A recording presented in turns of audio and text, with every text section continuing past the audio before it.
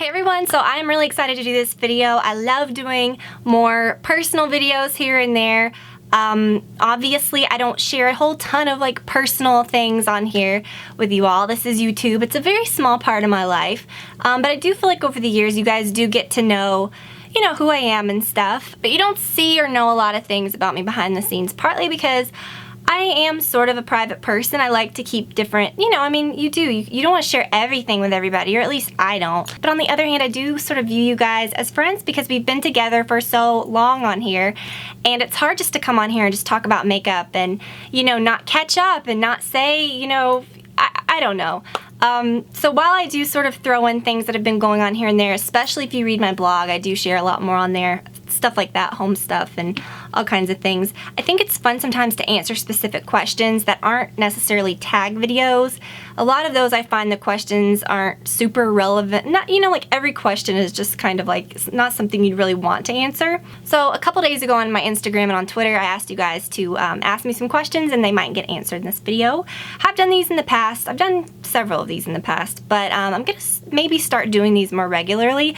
Brad and I did one, oh gosh, like months back, and then we really failed and didn't do it again. So yeah, we didn't really stick to that, but this I think is a lot easier. I can just film this really quick and you can get to know me a little better.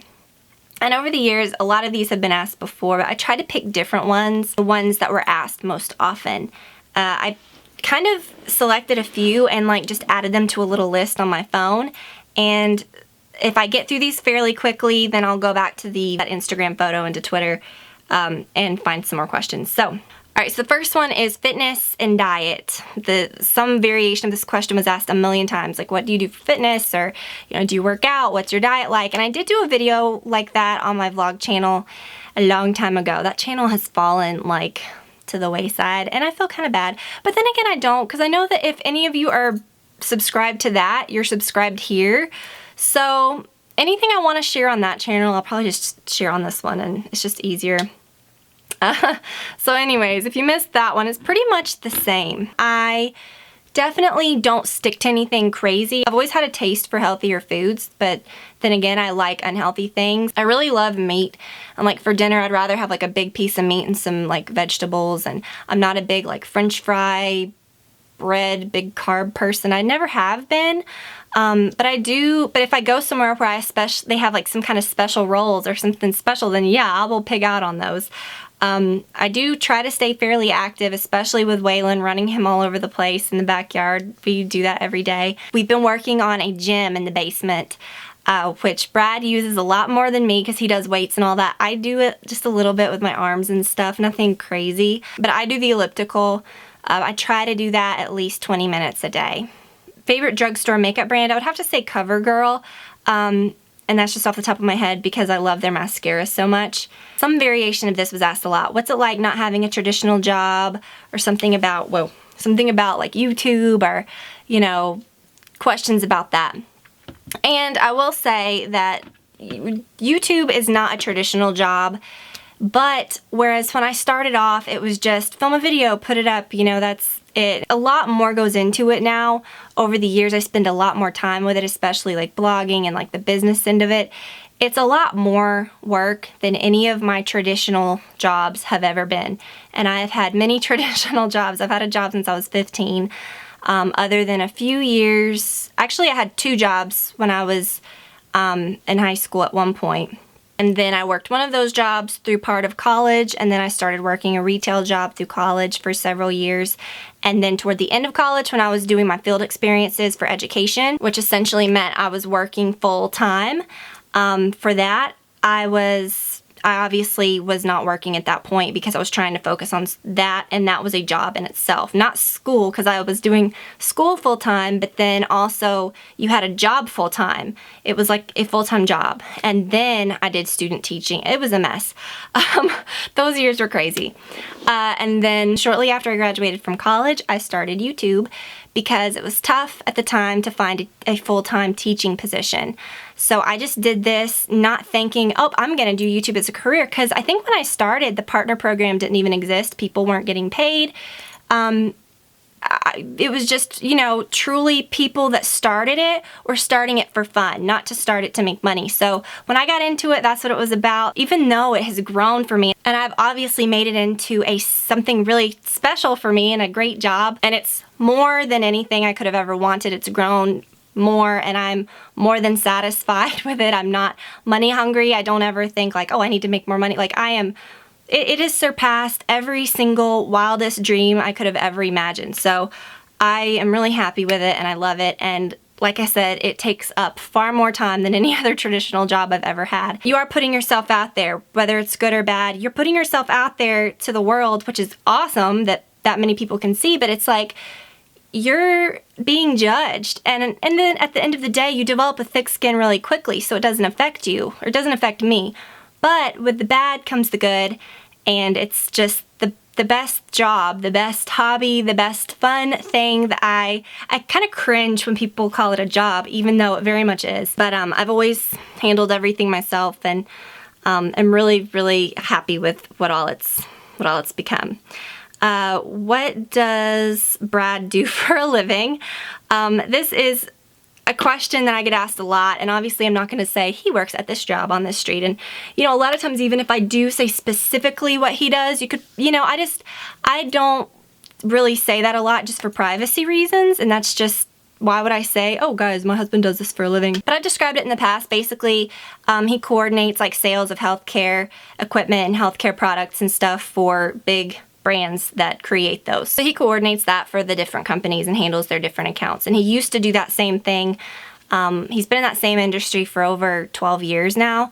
And he used to do it for food, the same thing, but for like food. So like big companies like Kraft or whatever. He would handle their accounts and them selling bulk items to places like hospitals or nursing homes or things like that. But it's more along the lines like of healthcare equipment now and healthcare products. So he's got a really wonderful job, and I'm so proud of him, and he likes what he does, and he has got a really great job. I really enjoy what I do. He helps me when he can, like if, you know, maybe once a year or something, he'll design a new blog banner for me, or because he's good at computer stuff and I'm not. If I have like a hiccup or something, like once every 3 or 4 months, if something goes wrong with my computer, he'll help me fix it. But I really do think it's important for us to do our own things. I think it's nice that I do this and he respects that and is really proud of that.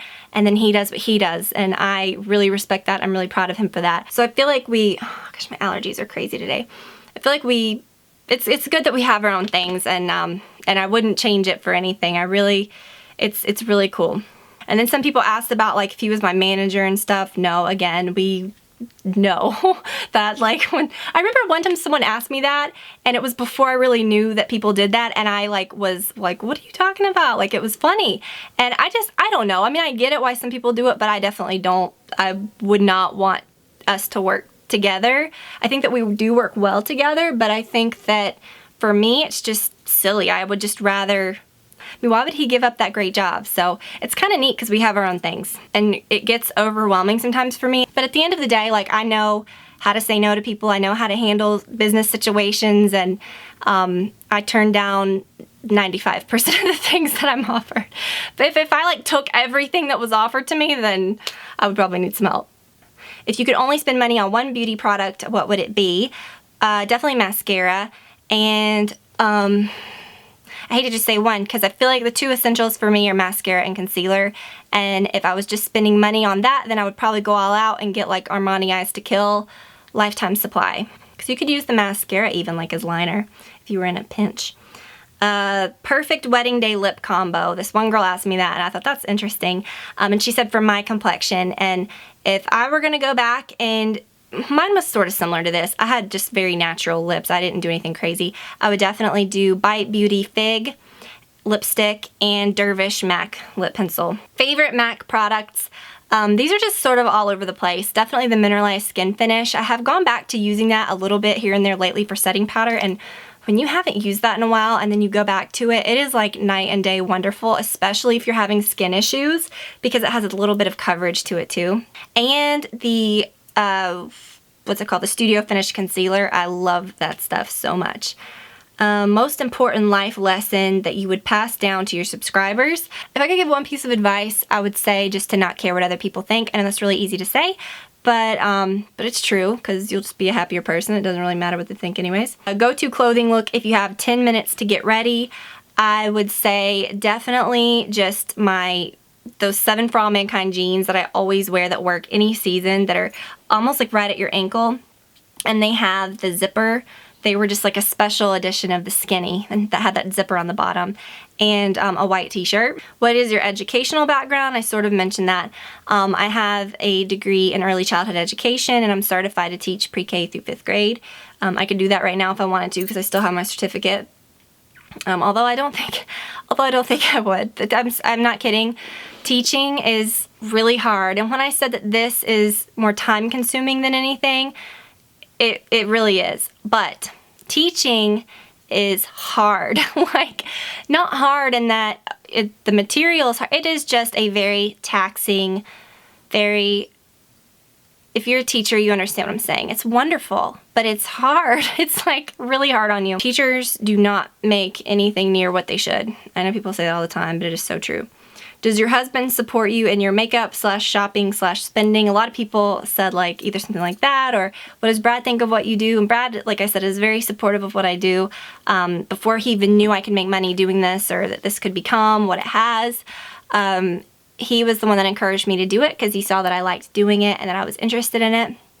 And then we were sort of just shocked and sort of on the road together, like when it became, when it actually became a livelihood, like when it actually became as a way that I could, realize I can earn a living doing this far more than teaching and far more than any of that, not just because of the money, but because I really enjoyed this. And it's like, why would I give this up, But back to that specific question, anything that I ever buy, from clothes, unless if it's like a gift or something, I spend what I personally make. And then I would never feel right asking anybody for money, even my husband. Even though you think, oh, well, it's your money together, and you would have an account together, we always have kept our stuff separate. We know what's in each thing. We have access to each account, but that works for us. We each have, we know what we're paying for every month. We each pay for about half and half of everything. Okay, and now I know this is getting long, but I'm still gonna do this. I'm still gonna go and look at the comments. Do you ever go completely makeupless? Yes, all of the time. If I'm not filming a video, probably. No, most of the time I will put on a little bit if we're going out or something. I don't get like super glammed up. We are going out to dinner tonight, so this is what I'll wear. So it's not like I look totally different on camera than I do in real life. But yeah, most days I definitely don't put makeup on if I'm just gonna be around the house. This is a good one. How in the world do you manage Waylon's hair and natural doggy smells in the house? I know you don't jive with hair all over everything. Or maybe she meant to say, I know you don't live with hair all over everything and your house smelling like a kennel. He is a big dog. He's 80 pounds. He's a golden retriever. He sheds like no tomorrow. I feel like at our older house it was much smaller, and it was like, I feel like the hair was just a lot more difficult to manage. I think because it was just a smaller space and it was just everywhere. We vacuumed every single day. I vacuumed every single day. Brad would help me when he could, but here I feel like it's a little more spread out, which is not always good. Like I'll go in the basement and there'll be like tumbleweeds of hair like in weird corners, but I always say there's like hot spots in the house. Like there's certain areas where the hair will pile up. So like every now and then if I see it, like every day I can go around and sort of grab it with my hand, but every other day I usually take out the Dyson and just suck up the hair with a little attachment, and then vacuum. Our carpet upstairs does not show hair and dirt very well, which is a good thing and a bad thing because it's a lot dirtier than you think it is a lot of the time. Just keeping it real though, you just do it when you can. I mean, you're not gonna be cleaning every single day of your life like crazy, but if you have a golden retriever, you do need to expect to vacuum at least every other day. And if someone would have told me that years back, I would have said, you're ridiculous, nobody does that, but you have to. And as far as smells, he really, I don't want to say he doesn't smell, but the only time I really ever notice him smelling is if like we've been running outside and he comes right back in, but I never really smell him. Maybe because I'm used to him. What makeup crimes do you find the most troublesome? For example, obvious lip liner, lining only the bottom lash line, white frost, shadow all over the lid. A lot of these I'm just reading for the first. I don't think any of that would be a crime. I think it's all about how you apply it. I think you can do anything tastefully. And I think, you know, if someone does that and they really like it, then just let them. I mean, who cares? I don't think there should be any rules. I think what bothers me the most in the makeup world is people that are maybe in my position, or people that are like writing something in a magazine or something, and they act like they're the authority, and they are giving all these rules like, don't do this, don't do that, don't do this, don't do that. I'm like, who are you? Like, people can do whatever they want, just whatever. I think there's definite ways to make things look better, but to each their own. If people like doing something, let them. It is funny sometimes to look at those crazy eyebrow pictures and stuff like that. And speaking of that, I think that is probably my biggest pet peeve, is the really obvious drawn on eyebrows. And that's like a real big thing. Like, people do that a lot now. And I realize I'm not just saying that because I've got good eyebrows. I'm saying that if I had no eyebrows, I certainly wouldn't be painting them on like this. You know what I mean? I would probably just do it a little softer. That's probably my biggest. That's what drives me crazy. Again, I'm not telling them not to do that. I think they should do that if they like it.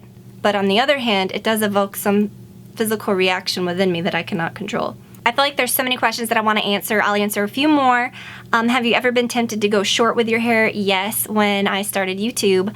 I don't remember if it was kind of in the short stage or if it was sort of growing out, or if I think it was growing out from I had an inverted bob back when that was like super cool, when Victoria Beckham had her like crazy inverted bob. And I'm kind of the big Victoria Beckham fan. I was kind of obsessed with her like in the Posh Spice days. But I had such an inverted bob that it was like shaved in the back, like my neck. I would have to shave my neck like all the time. It was very, very short. I really liked it, and it really, I think, looked good on me, but just the process of growing it back out, I think, is what keeps me from doing it. How did you know Brad was the one, and do you have any advice on keeping the spark in a relationship? We'll end it on this one because this is a good question. That's the first time I saw that. That would have been like first on the questions that I picked out to answer. Brad and I had been friends since high school. We never really talked a whole lot. We would just talk here and there. We weren't super close in high school or anything. We just knew each other. And then in college, I had dated other people. I had long-term-ish relationship. In college, we really started talking more, and I just always felt excited when I talked to him, beyond just a normal, like, beginning of a relationship excitement. Then, you know, we started dating, and it was just unlike anything else. Like I said, had a long-term relationship, which was really great, but something was just so different, and it's hard to explain, and that's why I think there is no answer to this question, because it's hard for people, I think, to explain. As far as like keeping the spark, I think that it's been really nice that we've been together for 10 years, and we've been married for 6. And I think that we've been really good friends. We've always joked with each other. We have a good sort of, I think, like humor between us. But then there's also like the romantic side, and I think that you've got to balance both of that. If you have just one without the other, I think you do need a balance. I think the balance is what is so important. I think that if you are ever in a situation in a relationship where you feel like maybe you're not getting something that you like, you need to ask yourself, like, are you giving that? Like, do you do a lot of like surprising things for him, or do you make him feel special? You know, because it's not going to ever be one-sided. And I think that to sort of like cultivate a good relationship, you have to sort of change how you are in a relationship and sort of give what you want, and then also have the obvious chemistry with someone, and then it's just, I just don't think you can go wrong. I feel like I spent a lot of time on some questions, and this is going to be really long. My camera has I had to stop it a minute ago, so I'm not really sure at how long I've even gone with this, but I hope that you guys enjoyed it. Just a few little interesting, hopefully more personal tidbits. And yeah, I'll do these again. I think they're kind of fun. I know that there's so many little other questions that I could have gotten into, but I really just try to get the ones that I saw the most. And since I've already sort of answered these in this one, next time I can sort of skip over these and answer some different ones, which I feel like it's been so long since I've done a video like this. You may have known some of the answers to these because I may have answered them in the past, but I feel like since there's been such a gap in that last question and answer video that I sort of needed to answer some of those since they were being asked so often. So I will stop here. I'll try to do these Ask Tiffany videos more often. I'll say that I'll try to shoot for every other month. If not if it feels right to do another one next month, I will.